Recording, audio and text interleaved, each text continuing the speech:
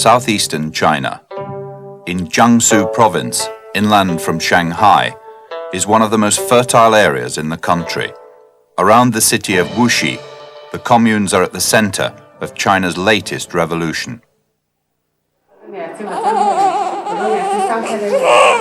A baby girl, born just 10 minutes ago in a Chinese commune hospital.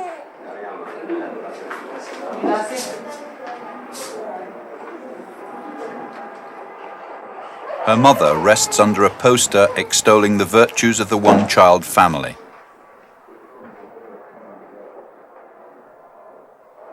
The Communist Party's tough birth control campaign is a controversial ingredient in a new revolution which is overturning China after Chairman Mao.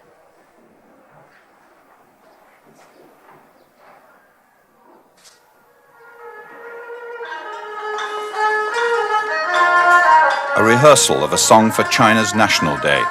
It's a traditional tune with new words.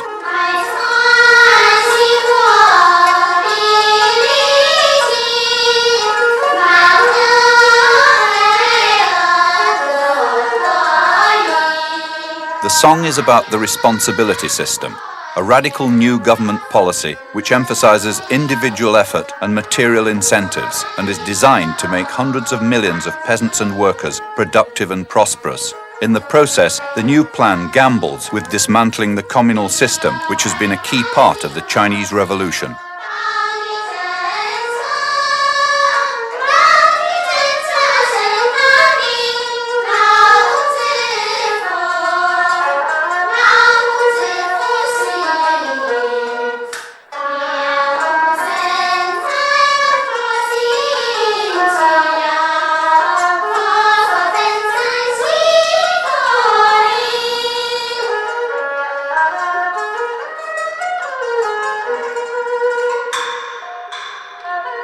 This film is about the latest revolution in the Chinese countryside and what it means for one family who, like 1/5 of the people on Earth, live in China's communes.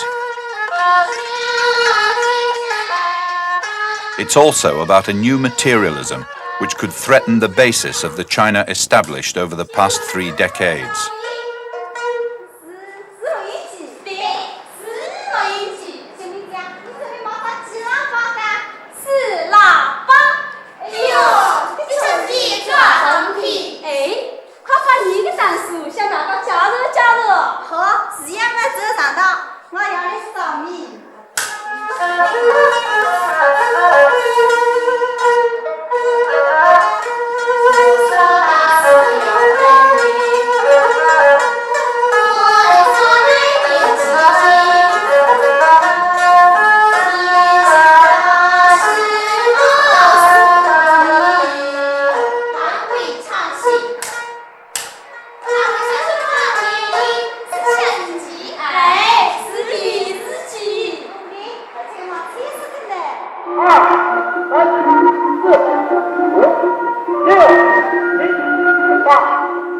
Exercises to start the day at the Wangzhong People's Commune.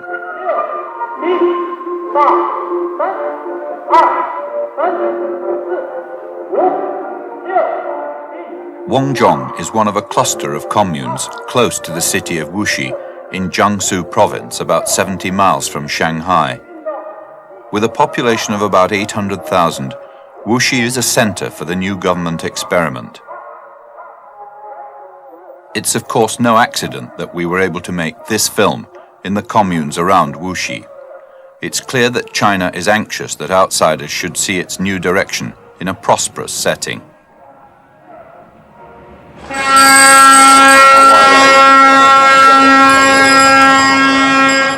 It's close to the big towns that the new policies are producing their most visible results. The peasants' income in fertile regions like this is already greater than in other parts of China, and now they can also sell their surplus produce to the city workers.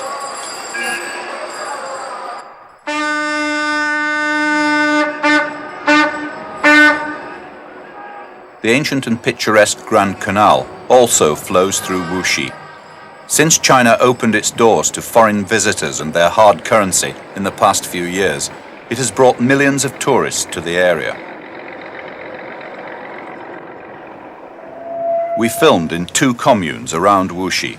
This is the Hola People's Commune, the home and workplace of 18,000 people.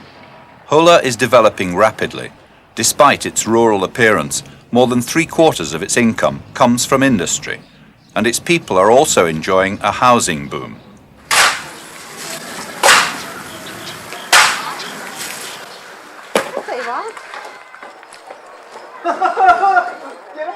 This is Big Ding Village, one of 91 production teams that make up the Hola People's Commune.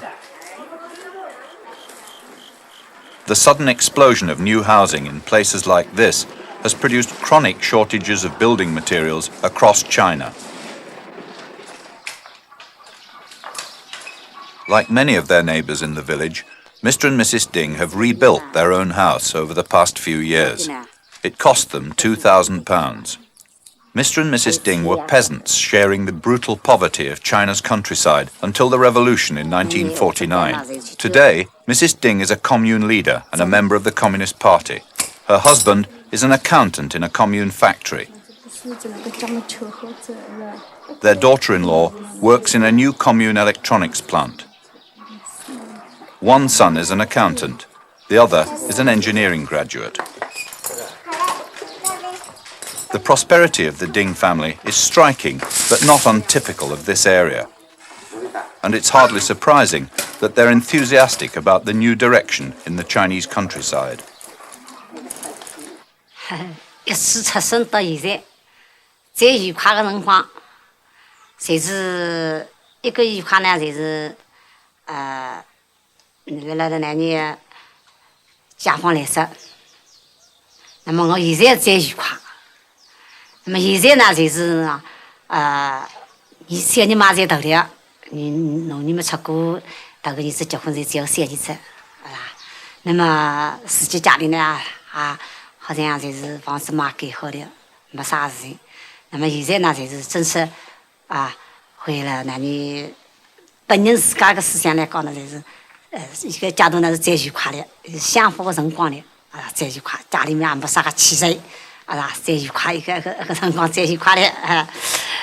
近几年来呢，我们农村情况呢是有时好处啦，就是每个啥有个水准呢，也属于了拉增加，水平呢，生活水平呢，每年了拉提高。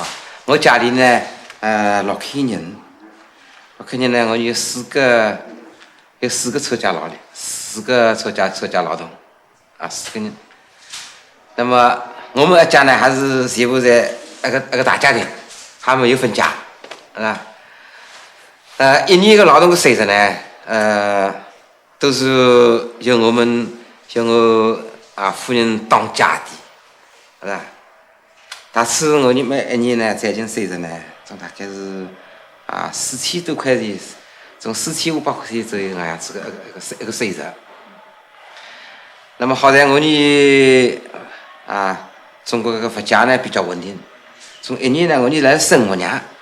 渐渐我来了生活呢，开支呢，我们大概总是有1500块钱呢是有了，我们6口之家呢是1500块有了，那么所以说年呢有一点节约。This is where China's new gamble with prosperity is based, in the fields with the peasants. A few miles away from the Ding family and the Hola commune is the Wangzhong People's Commune.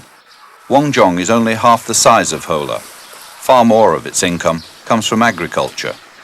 But the peasants of Wangzhong have shared in the sudden prosperity brought by the responsibility system. The new policy has transformed the patterns of China's countryside. Today, fields in Wangzhong are divided into strips, each worked by a single peasant or household. The more the peasant produces, the more he earns. Material incentives have replaced moral pressures. Individual effort now counts for more than collective mobilization. This is the new face of China's countryside. A brief experiment with a similar system 20 years ago was violently opposed by Chairman Mao, who was convinced it would lead to the rapid growth of inequality and division.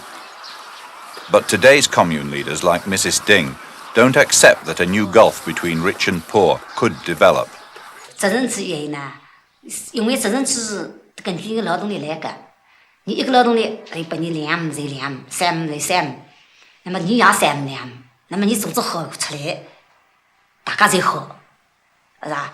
大家并共同一道生的呀，你好我也好呀。这个呢，就是你高一点都也会高一点，你干菜都也会干菜，就是一个呢，也不会搞到那行，不会去到你们富退，到我们穷退，一个不会干，还有不会干。Zhu Guoxing is a production team leader in the Wangzhong commune. He's only 27 and had no previous experience of leadership. But 6 months ago, he was elected by his fellow villagers to lead their work in the fields. He replaced an experienced man of 50, who people felt wasn't able to adjust to the new ways. Today, Zhu Guoxing's responsible for the work of 164 peasants, but his job has been drastically modified by the responsibility system. 像过年呢，少负税生产责任制呢，那你这个老周队长呢，这个老工作到户呢，发到坑这个走上这些劳动的到户呢，发到坑上进，这个呢有更加发到劳动，个分子生产责任制的嘛，人才是做的，那你们这些孩子上面，那你来了屋里人家跑工都的已经在来的。 我们上工的责任呀，只要拿你劳到户，或者我们孩子上面也要还上，你都是在基本上在不肯死教。像现在到我们后来了屋里人家跑工们都已经在来走上了。 Although Zhu Guoxing has seen the peasants in his production team working for themselves with a new enthusiasm, he has no illusions about the limits of the new freedoms, and he has no doubt about where the real power remains. 基本上一个，譬如说种一个大菠菜，种一个树头，不是你以生产队为定根，我要种几户就种几户根。但是现在就是工厂地方才有小大根，你种50亩树头就种50亩树头，种20亩的菠菜就可以种20亩的菠菜，不可以我要种25亩树头就种40亩，不可以一个。一个是都上的工厂小大个任务啊。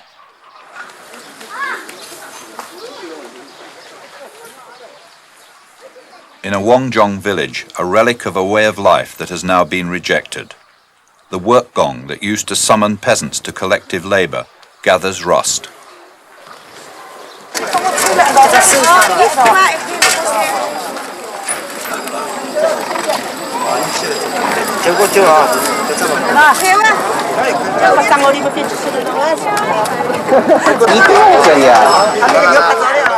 A street market in the Hola commune. What's different about it is that this is a free market. Once they've fulfilled their quota to the state, peasants are now allowed to sell their surplus produce for cash. It's another major shift from Maoist policies towards individual enterprise.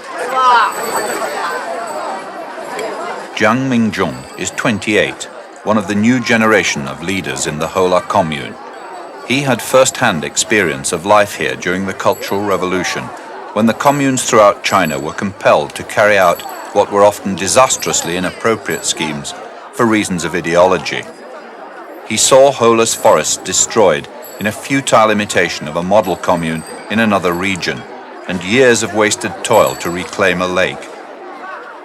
Today, Mr. Jiang is an enthusiast for the new policies, though he's aware of the problems they may create.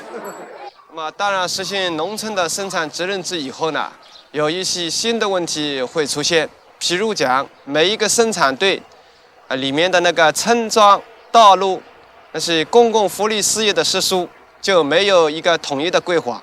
那么这一些通过去年1年的那个实践以后呢，我们看到了这些问题以后呢，就现在呢有生产队的队长把这一些去年存在的一些情况呢，集中的统一起来，把这些矛盾呢，就在生产队里面呢由队长统一处理解决。 Mr. Jiang hints at the central dilemmas of the responsibility system. The leadership struggles to preserve the vital cooperative framework of the Chinese Revolution, welding together 1 billion people while still encouraging the development of individualism and the pursuit of prosperity.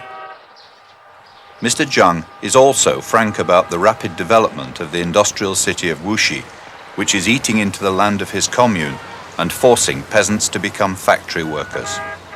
那么我们这个公社呢是离城市呢比较近，因为我们这儿呢在我们公社呢，根据生产发展的需要呢，比国家征用了大部分的土地，就是造了很多的那个居民住宅，还有是工厂。所以讲，我们公社的土地呢，现在的面积呢，要比以前呢缩小了一些。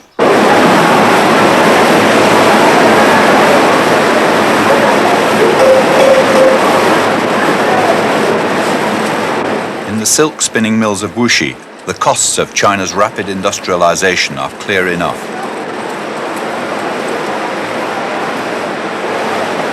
But despite the intense heat, the noise and the monotony, factory jobs like this are prized by Chinese women.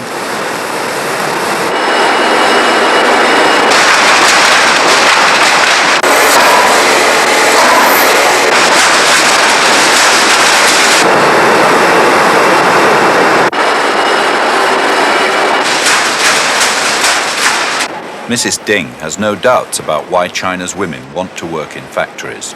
过去呢要靠丈夫吃的，是吧？好像丈夫嘛到家里来，打点菜来，不劳动了，那么等我的宝宝小孩的，那么好给人家才生活呀。拿你们寄钞票来，宝宝小孩上楼长了，家里不过啥事体养肥走呀，等我的个脑筋都在死个呀。所以不晓得这个姑娘姑长个，不晓得这个姑娘姑么多个。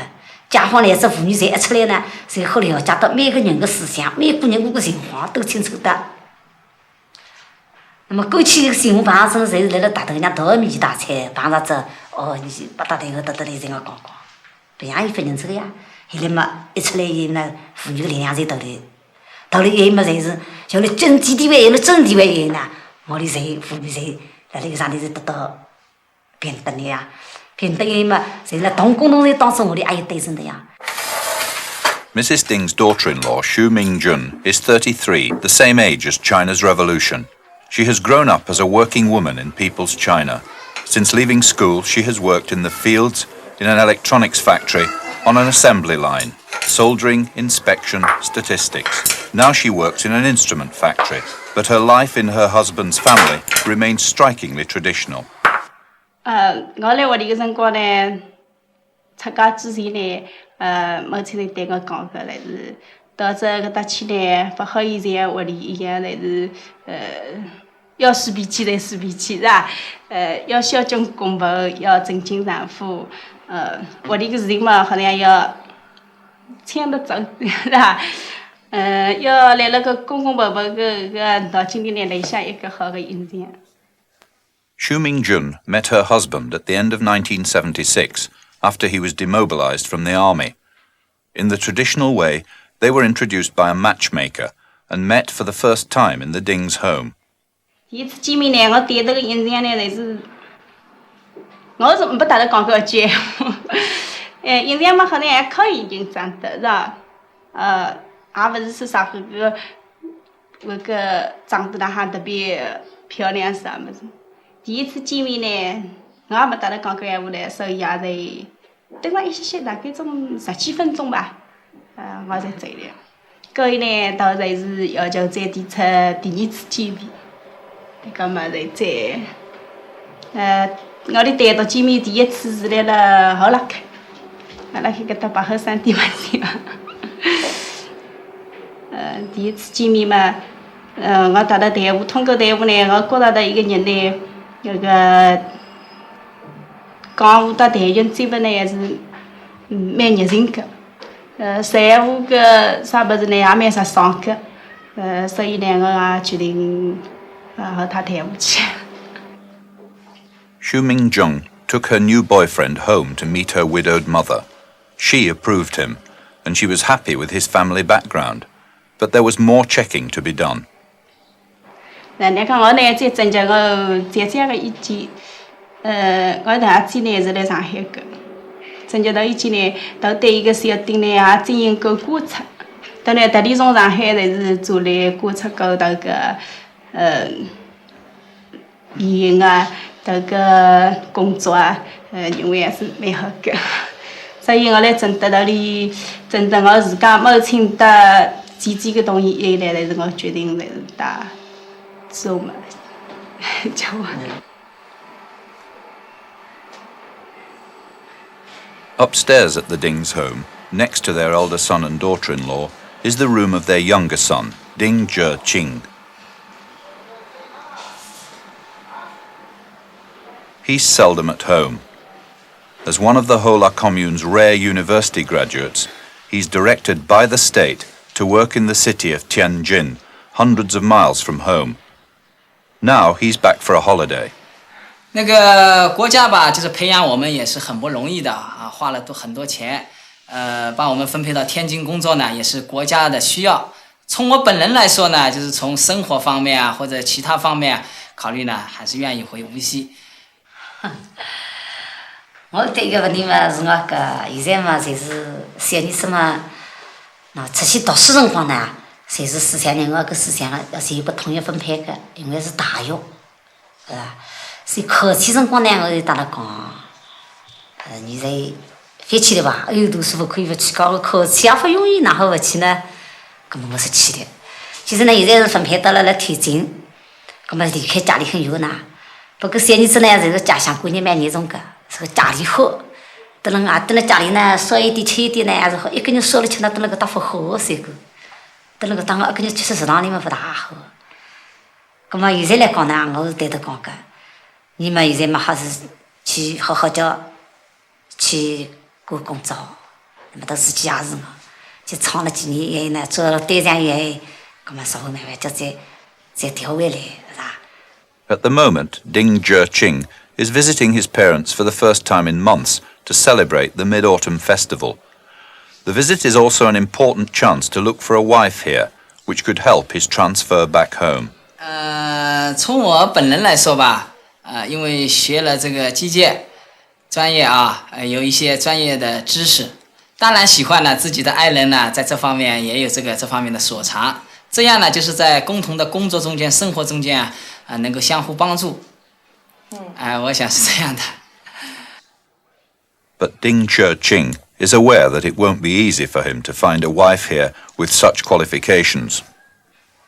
现在这问题讲起来还不太好意思，还没有吧。Ding Zheqing has just 14 days to try and meet a wife.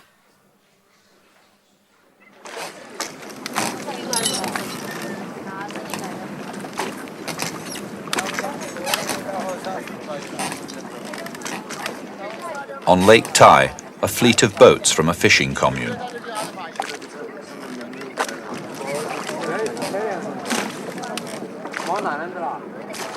Close to Wuxi, Tai is one of China's biggest lakes and a rich source of fish for the communes in the area.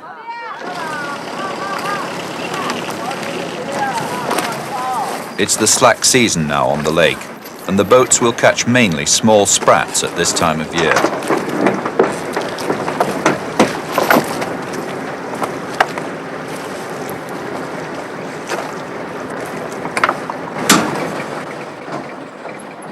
But the tough physical labour and simple resources of the fishing teams are a reminder that despite the rapid developments in this region, China is still one of the world's poorest countries, struggling to make a living.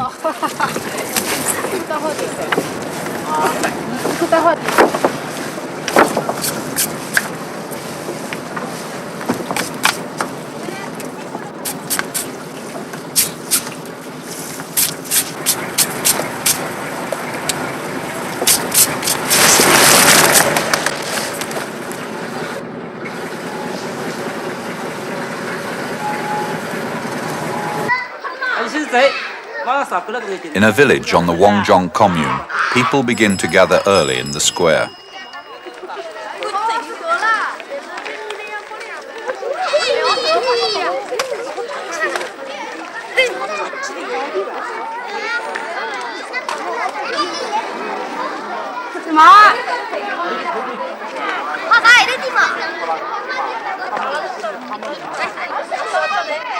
The mobile cinema visits a different village in the commune every night. Entertainment is still very limited in China's countryside, and the big turnout of peasants for this evening's film is an indication of a national thirst for information about the world outside the communes.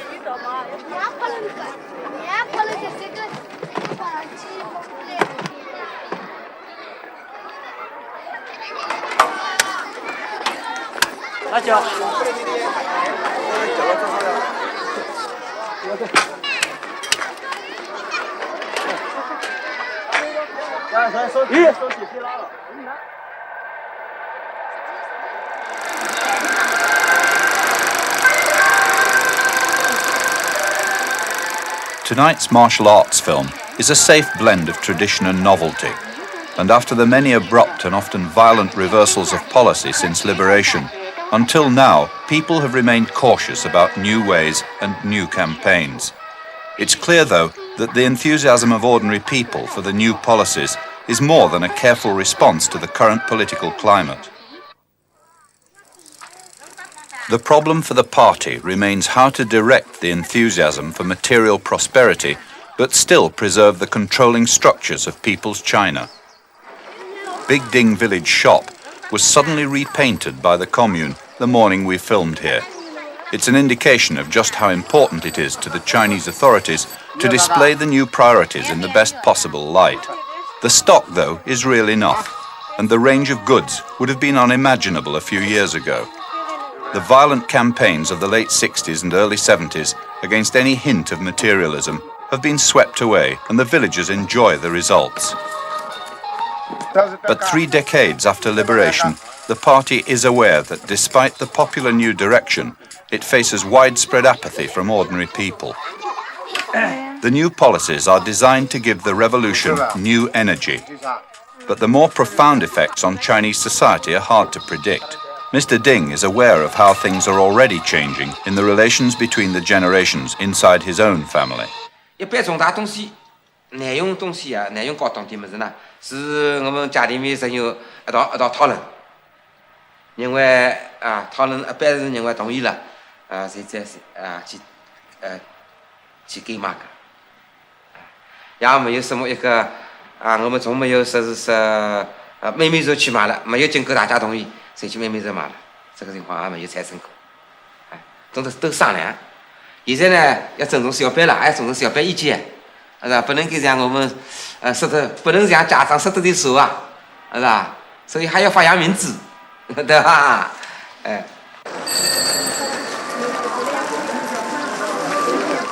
Daily life in communes like Wangzhong on the surface appears largely undisturbed by the new policies for the countryside.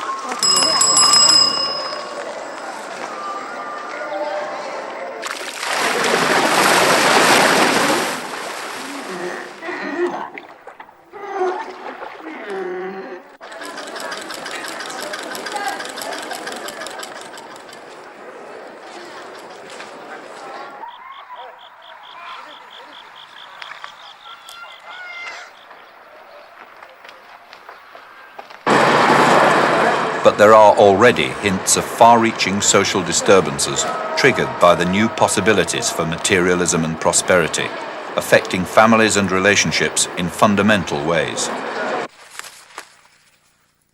Mrs. Ding gathers mulberry leaves to feed silkworms.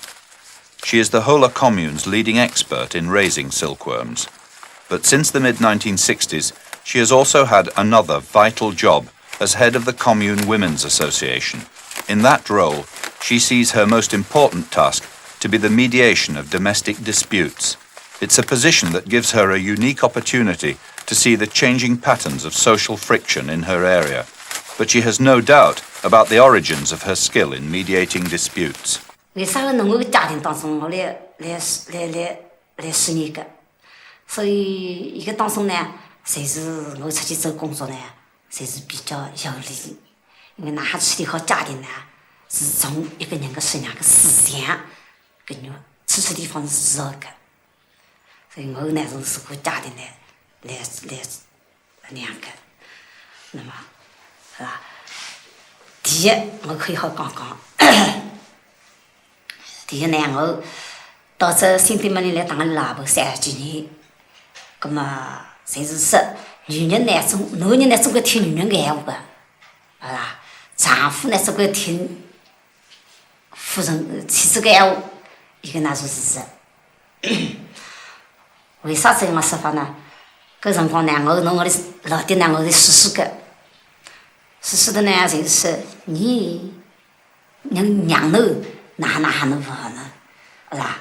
都呢，我是说这几个话务呢，都是为做出来这些现场娘的，所以一个事体呢是要不得个，所以后来呢我就搭到讲，我说你个人呢是一点不思想转弯，是我是真个对人我讲，你去对娘讲，还是冤枉娘的呀，跟娘还要杀气，一家人么子不都急，所以我也试一试嘛，我有些当里老点说错。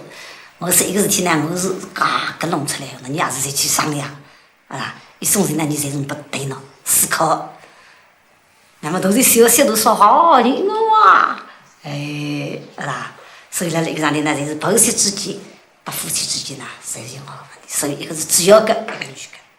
那今年的呢，开个家会议，一次会议呢，那你说应该就是说，开了一个男女承诺开会议的，以往几次呢，就是呢，原来今年的正式开签订的一个会议，是吧？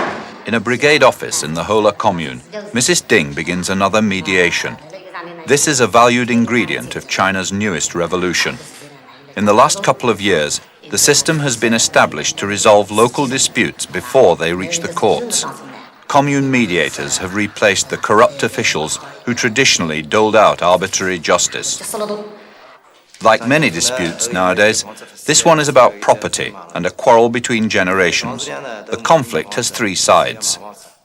Mr. Zhang is in dispute with his nephew's wife. She's here to put her family's point of view. Also involved in the dispute is Mrs. Tang, who has come to represent her family. In the mediation team, to help Mrs. Ding, are commune officials from the production brigade and the production team where the families live. The dispute is complicated and it has a long history.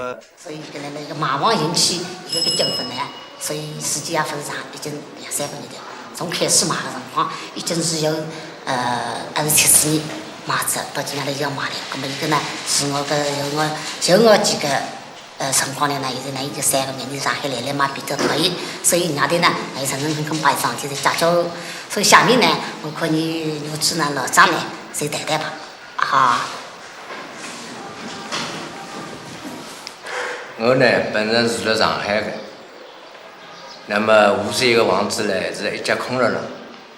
那么辣74年辰光呢，我准备把它卖脱。来买房子个辰光呢，我一个阿叔呢，张龙员呢，都提起一套家具，要我来同他解决。否则呢，就是艺术方面呢，就是好像不准我买了哇。那么当时我一个买房子个辰光呢，已经同当事人已经成交了。The issue of the missing furniture has dragged on for over 8 years, with Mr. Zhang's nephew demanding compensation for his share in its value. The dispute is complicated by the fact that, though everyone has suspicions, no one is sure who first sold off the furniture. It seems the nephew's family suspect both the uncle and the new owner, but they've been unable to establish the facts. The matter has come to a head now, since the new owners of the house, the Tangs, are selling it again, and the nephew's family are insisting on a settlement of their claim, while there's money available.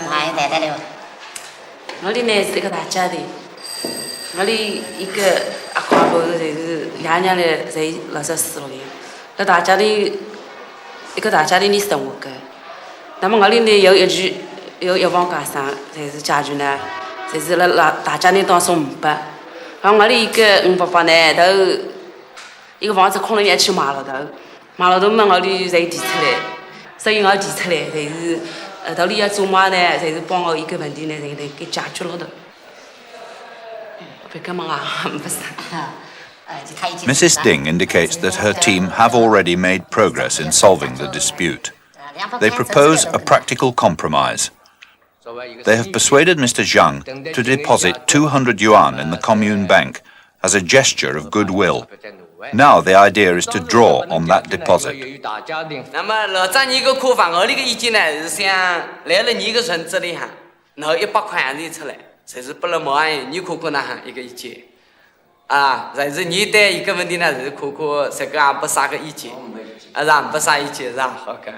那么但是我大道理了解下来呢，是一个，就是当时呢，因为牛来买一个房子呢，那么我哋考虑到当辰光个情况呢，就是大家打工人商量下来呢，就是有一个，就是当时呢，是吧？就是拿出一个150块洋钿，是吧？就是一个作为，就是加上老张个100块洋钿，一共是250块洋钿。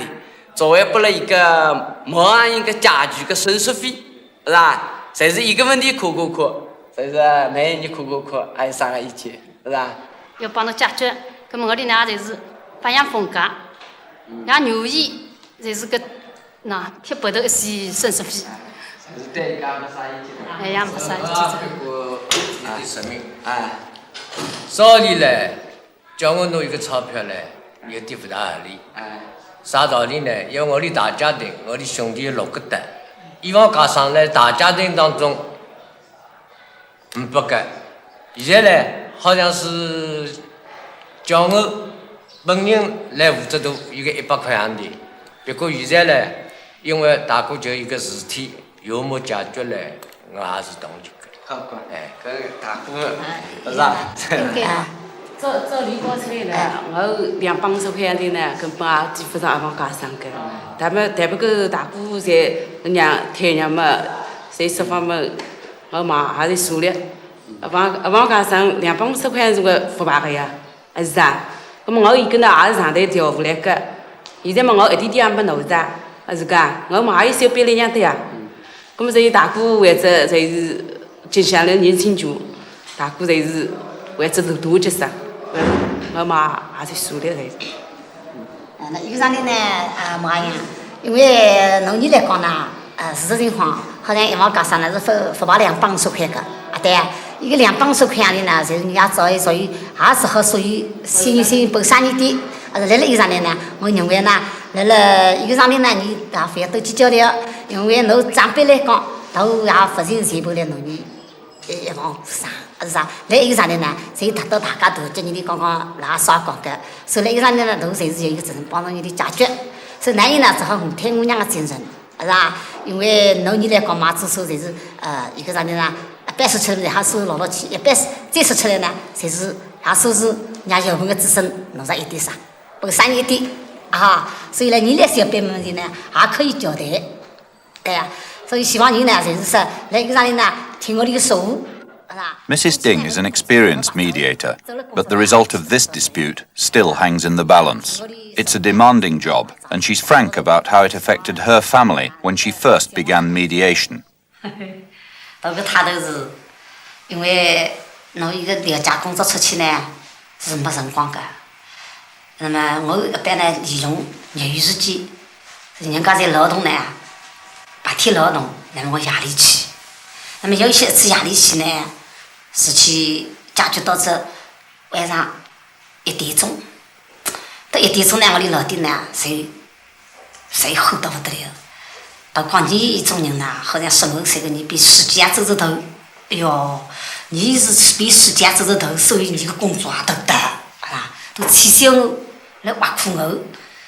那么哎呦，想想气到个辰光，那么我也跟我我也吼到死。我的大儿子呢，都说来了么好了，哎呀，啥年的哎呀烦。那么我帮我嘛，我说我非常高兴，你吼啊，我不吼个，我搭他讲，是吧？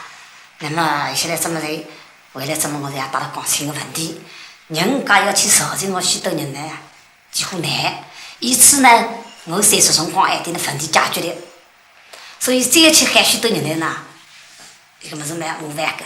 所以不能给那个直接来限制，那个工作需要呢来决定。所以那一个辰光呢，我也不做来这个项目。现在我在家走到工作，走到工作我想，哪里有事情要去请人家来解决批想，搿别人家呢，侪是那喊不上心理压力，咁一样的呀。所以现在呢都还没啥了。那么人家到我们家来呢，都要牵头的手啊，都开始都吃吃东西，不是我们都后到的了，提醒我你比世界都走着，这个是吧？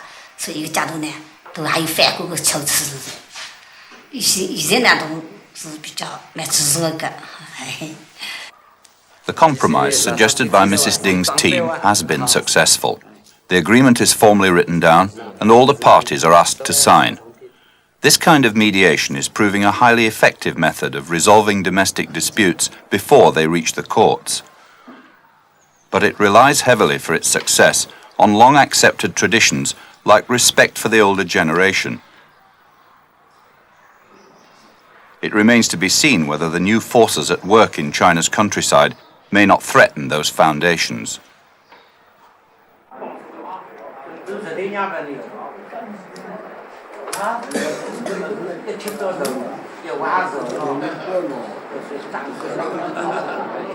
A tea room for old men in Wangzhong commune. An important ingredient in the new policy for China's countryside is the recent plan to establish an old age pension scheme. It's a revealing innovation in a society which has always insisted that the younger generation should support its old people within the family unit. The new policies give young people an economic independence denied to earlier generations who were tied to their parents for financial survival.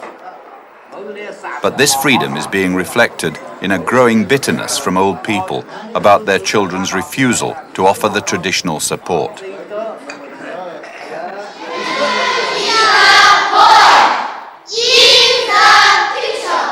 Ten-year-olds learning English in a Wangzhong commune school.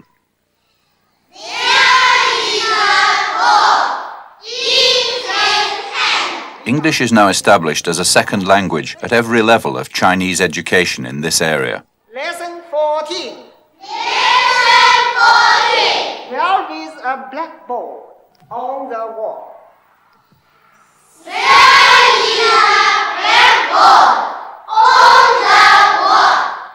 It's an extraordinary change of direction after the 10 years of the Cultural Revolution, when all Western influences were banished as dangerous counter-revolution.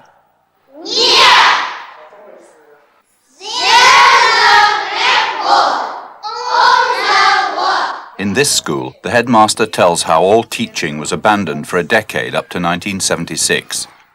School children assembled here only to learn and recite the works of Chairman Mao. The cost to China of a whole generation of missed education is now bitterly recognized, and the drive to catch up is striking. The prosperity of this part of China is reflected in schools like this. But in the poorer areas, the struggle to modernize must do battle with the reality that there are still over 200 million adult illiterates in China.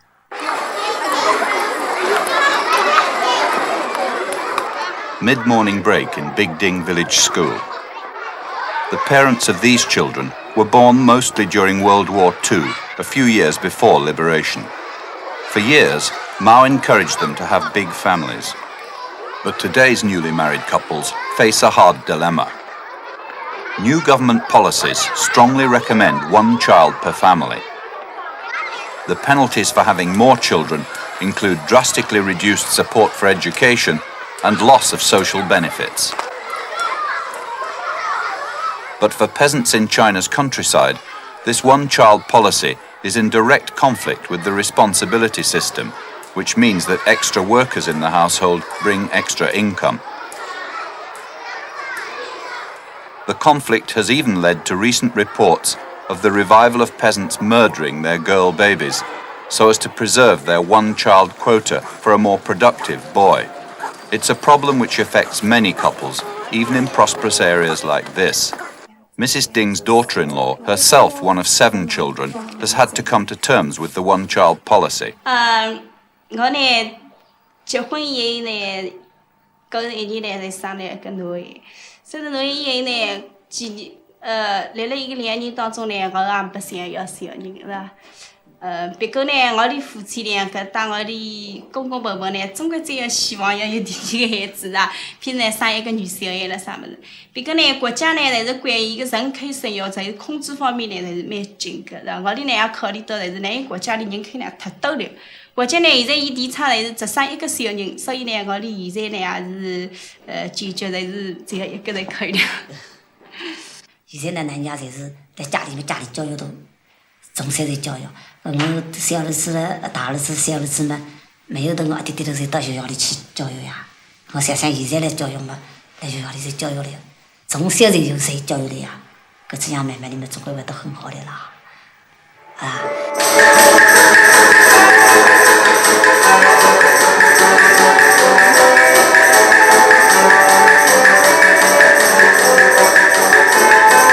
The children of Bigding School perform a traditional dance. It's a well-rehearsed occasion, carefully prepared to entertain and impress visitors to the Hola commune. The blend of tradition and opportunism contains many of the ingredients of China's latest and most hazardous revolution.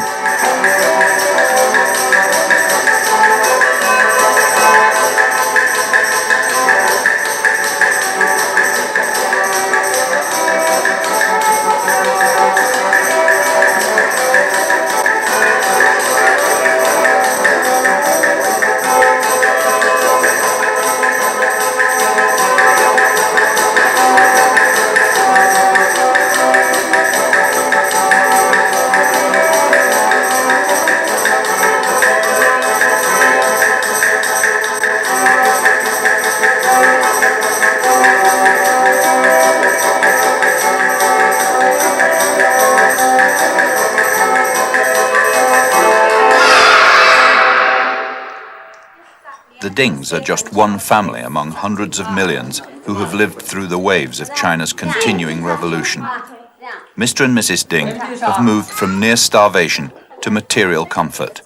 Today, they plan a new bathroom.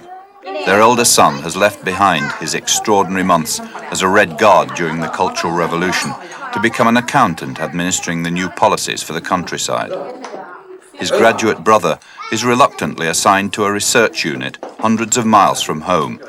But his search for a wife here who may give him a transfer home has made progress. 所以呢，另外最近辣接触一个呢，学历方面算是比较低一些，但是呢，各方面心情比起呢，就是说难产啦，难产慢啦，来了我们父母之间可惜了，还是比较理想的。都本人呢，也没有意见呀。在学到了无锡了。哎，来无锡啊！现在我们来无锡。今年呢，我们考虑到呢，那小儿子呢，那啥，来天津啊，能够争取他调到无锡来工作，一块生活。我相信我们这个家庭是愉快的。哎。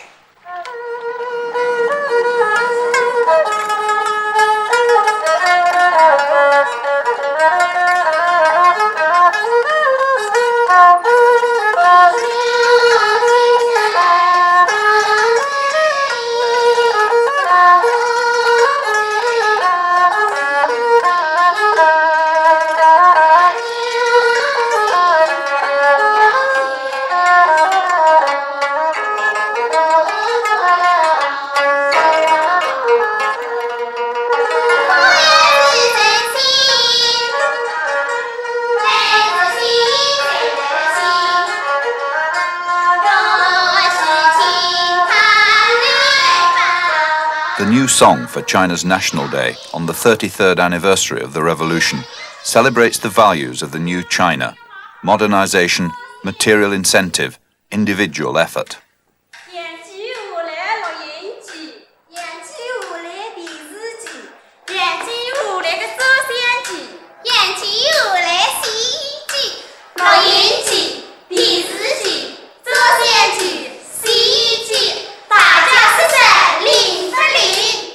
The question remains whether the government can push through its new line to deliver prosperity to 1,000 million people before the new forces released by the latest wave in the revolution begin to threaten the revolution itself.